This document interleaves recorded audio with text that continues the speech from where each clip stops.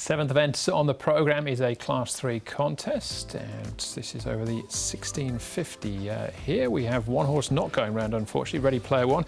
He's replaced by Red Majesty and the returning Keith Young.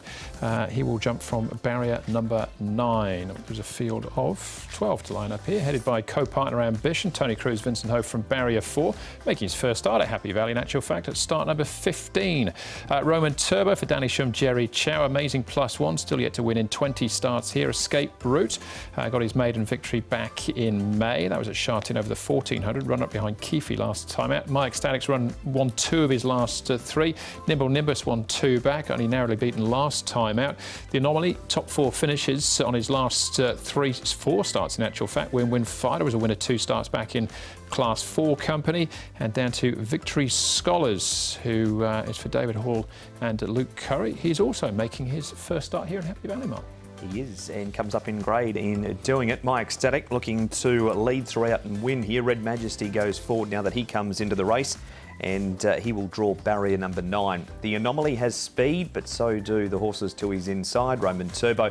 Nimble Nimbus, Paul, gets a good trip, and we go back through the field to Amazing 1+. The co-partners together.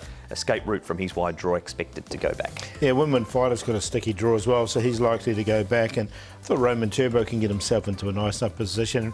Victory Scholars change in trip for him. All right. Again, a couple of replays to have a look at in a second. We'll head up back to track work, though, first with Nick, as he catches up with Lyle Hewitson. Lyle Nimble Nimbus is a horse that you're going to get back on Tuesday night, and well, your memories of him from your one and only rider are pretty fond ones. Yeah, he obviously won really well that night. It wasn't a sticky going, but despite getting a hike in the ratings and going up, it was good to see him repeat a good performance, and yeah, I'm glad I could get the ride back in this field. Yeah, Derek Lung keeping the saddle warm for you. He's drawn gate number 1 for a horse who we know can lead. Not a necessity, but I mean, that's the perfect place to be, isn't it? Yeah, it's a bonus for him because we can come out with a positive mindset.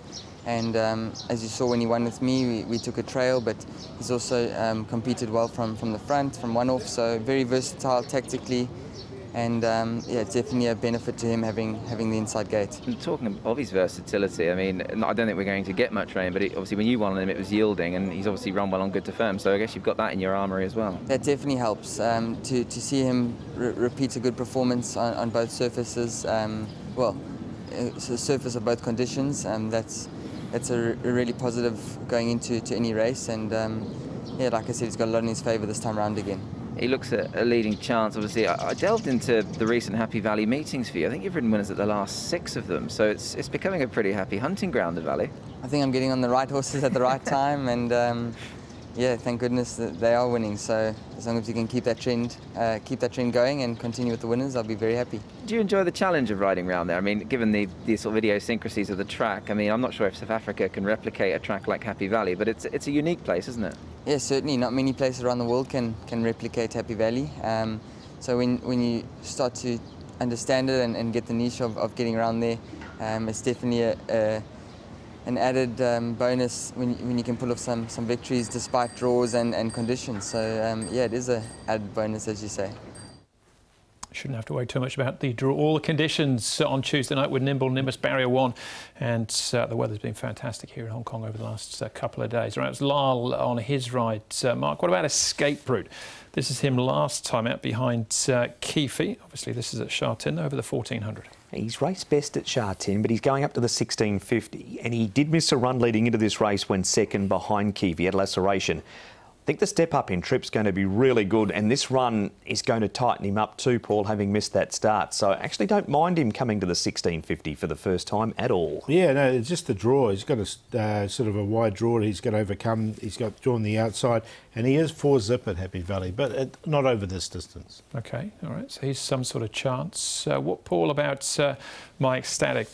Clearly, obviously climbing the ratings because he's won 2 of his last 3. Look, he looked like a horse early in his career that he was going to just easily go through the grades, but he just didn't really went off the boil. Since then, just recently, I don't know if it's maturity or not, he's now won 2 of his last 3, did win this race nicely. If this is tougher once again, I don't know if he's had his wins for a season though. That's what he may have. It's not a bad form race, that one, with World Famous and Dr. Winning coming out of it, but yeah, like Paul, with an extra £7 might make it tricky for him. OK, Red Majesty, a promoted starter here, Mark, which sort of had some sort of impact on the speed, possibly, of the race. An amazing 1+, still looking for his first Hong Kong win. 7-time course and distance winner is Red Majesty, and he has carried up to 129 to win. He's got 2 more than that this week.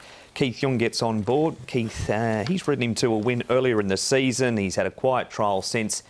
Over 1650 around Happy Valley, Paul. He's a hard horse to leave out. He's going well at the moment, isn't he? He's drawn wide, but look, he should be able to get across and lead. Right. Or get share the lead anyway. Yeah, worth noting as well, so he carries saddlecloth number 11, but yeah, he's got 131 pounds on his back. Nimble Nimbus, our favourite. Yeah, he goes in, Nimble Nimbus. He's been racing really well recently. I'm going to go the top one, though. Now, he's a horse who hasn't been to Happy Valley under race conditions, and he is stepping up in trip. He's up to 1650 for the first time as co-partner Ambition, but he's out of a high chaparral mare, so it shouldn't be a problem for him. And I just sort of think he could be a horse that could be suited here at Happy Valley. Barrier 4 should get a nice run, so take a chance on him. Nimble Nimbus, who is the favourite currently, but should get a really nice run in behind. Woodman Fighter's last 2 runs have both been very good, and Roman Turbo, his last 2 haven't been so good, but he's a well-rated horse now. He's won in the 80s before. He's down to this rating of 77. I just thought he might get himself into a nice position. 1, 6, 10 and 2. Escape Route has improved, stepping up in trip at Shah 10 to the 1400 metres. He did place over the 12, but his 2 over 1400 have been a win over Keefe and a second over Keefe. So the 1650 does look good, concerns the barrier. Nimble Nimbus racing well. Win-Win Fighter, he's had 1 start back up in Class 3 after winning 2 starts ago. That 4th was his best run in this grade. And Red Majesty just couldn't leave him out over the 1650 at Happy Valley. 4, 6, 10 and 11. I didn't quite make it in for me, but 6 and 4 my cue there in race set number 7. Nimble Nimbus and Escape Route my top 2. Class 3 over the 1650 is the second last.